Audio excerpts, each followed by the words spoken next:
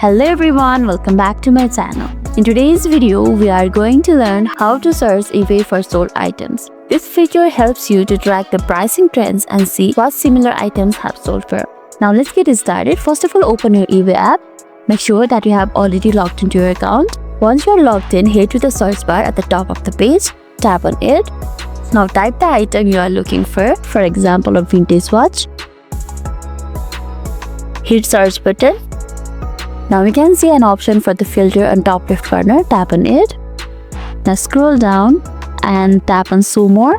And here you can see an option for sold items. Simply toggle it on and it's searching the items. Tap on show details. Once you apply the filter, you will see all the sold listing for that item. This listing will show you the final sell price and all the details about the transaction. First vintage watch was sold in 4,377 Turkish currency. You can see the price of other vintage watch too. This is a great way to analyze market trends and understand what similar items are selling for. You can also see if there are any differences in the condition or rarity of the items. And that's how you search for the sold items on eBay.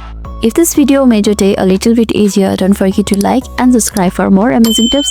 Thanks for watching and I'll see you in the next video.